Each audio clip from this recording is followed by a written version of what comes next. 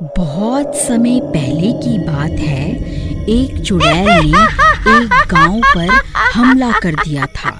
तब गांव वालों ने किसी तरह उसे पकड़ लिया था और उसका सर उसके धड़ से अलग कर दिया था और उसके सर को धड़ से अलग अलग दफन कर दिया था। फिर कुछ सालों के बाद एक मजदूर जंगल में खुदाई कर रहा होता है।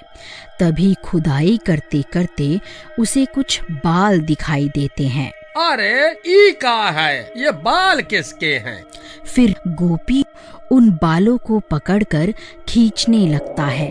तभी उसके हाथ में उस चुड़ैल का सर आ जाता है। अरे मर गया रे, ये क्या चीज है? ये तो किसी का सर है। हाय रे, अब क्या करूं?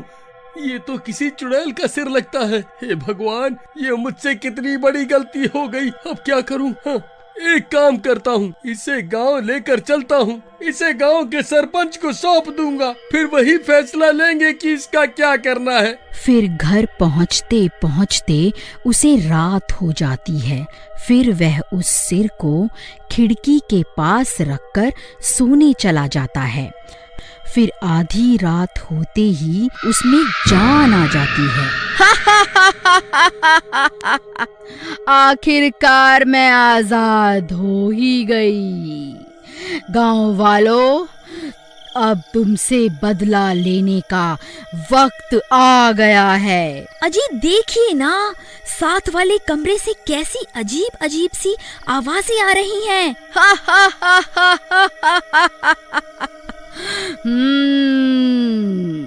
अरे मर गए रे, कहीं उस सिर में जान तो नहीं आ गई?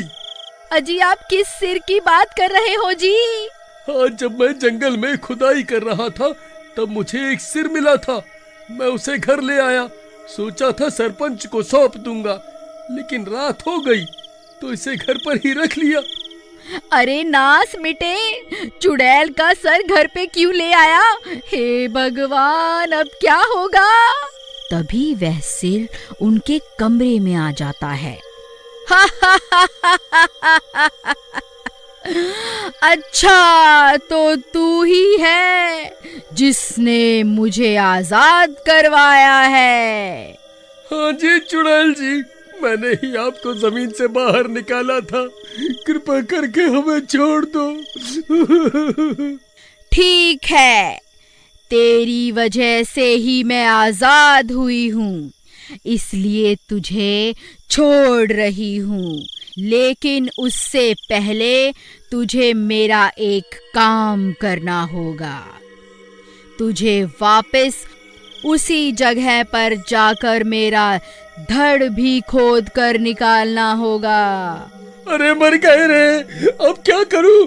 नहीं नहीं चुड़ैल जी, मैं ऐसा नहीं कर सकता। तो फिर ठीक है, मरने के लिए तैयार हो जा। मैं सबसे पहले तेरी पत्नी का सिर खाऊंगी, फिर इसके धड़ पर अपना सर जोड़ूंगी।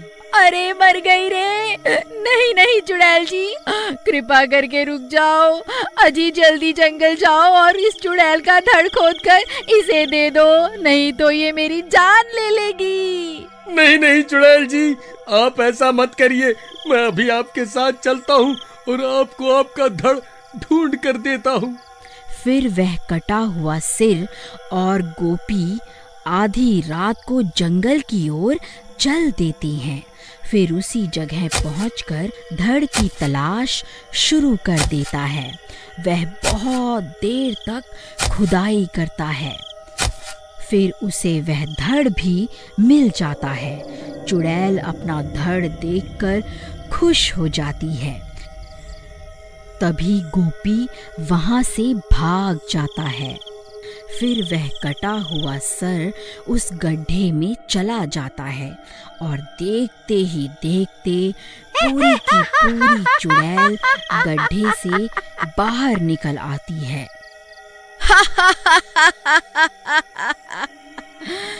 गांव वालों, अब मरने के लिए तैयार हो जाओ। मैं किसी को नहीं छोड़ूंगी।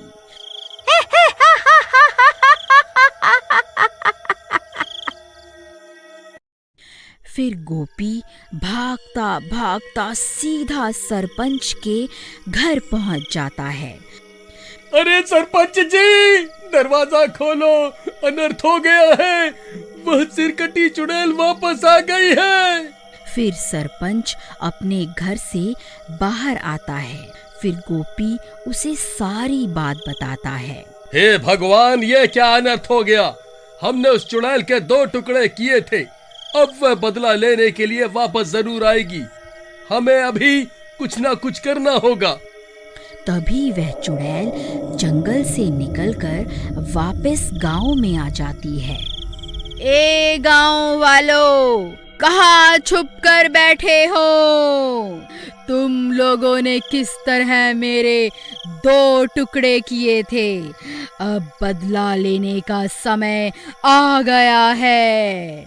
सब गांव वाले छुप छुप कर उसे देखते रहते हैं और वह चुड़ैल अपने शिकार की तलाश में गांव की गलियों में घूमती रहती है। सरपंच जी, वह देखिए, वह चुड़ैल गांव वालों की तलाश में इधर उधर घूम रही है। अगर कोई गांव वाला इसे मिल गया तो ये उसका सिर धड़ से अलग कर देगी। भाई, किसी के पास कोई तरकीब है तो बताओ, वरना सुबह होने तक कोई नहीं बचेगा। सरपंच जी, मेरे पास एक तरकीब है। हम इस चुड़ैल को उस पुराने घर में कैद कर सकते हैं। मैं इस चुड़ैल का भोजन बनकर उस घर में जाता हूँ, ये मेरा शिकार करने वहाँ जरूर आएगी।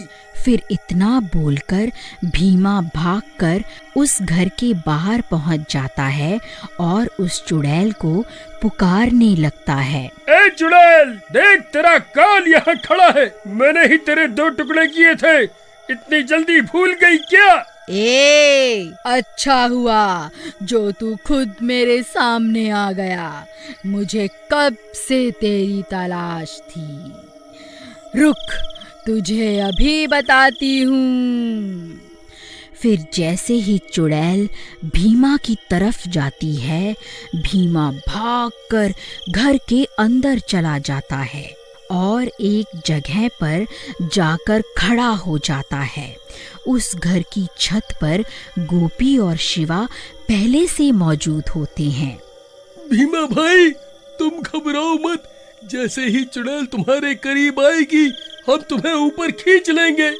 फिर चुड़ैल भी भीमा का पीछा करते करते उस घर में घुस जाती है। अब मुझसे बचकर कहाँ जाएगा मूर्ख? फिर जैसे ही वह चुड़ैल भीमा पर हमला करती है, तभी गोपी रस्सी को नीचे फेंक देता है और भीमा उस रस्सी के सहारे घर की छत पर चढ़ जाता है।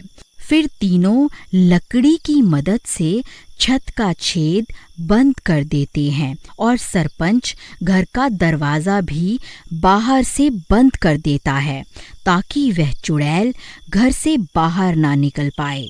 फिर वह चुड़ैल उस घर में कैद हो जाती है। ए मूर्ख गांव वालों, तुम्हें क्या लगता है तुम मुझे इस घर में कैद कर लोगे? भाइयों, मुझे लगता है हम ज्यादा देर तक इस चुड़ैल को कैद नहीं कर पाएंगे। सरपंच जी, बस थोड़ी देर में सूरज निकलने ही वाला है। हमें थोड़ी देर तक इस चुड़ैल को इसी घर में रोक के रखना होगा। फिर चुड़ैल जोर जोर से दरवाजा पीटने लगती है।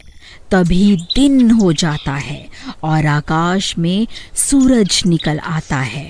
फिर गोपी छत पे रखी लकड़ी को भी हटा देता है ताकि सूरज की रोशनी अंदर जा सके। फिर सूरज की रोशनी घर के अंदर जाते ही वह चुड़ैल तड़पने लगती है। ए गांव वालों, तुमने फिर से मुझे धोखे से इस घर में फंसा लिया। ये तुमने अच्छा नहीं किया। अरे मर गई रे, हाय हाय मर गई रे।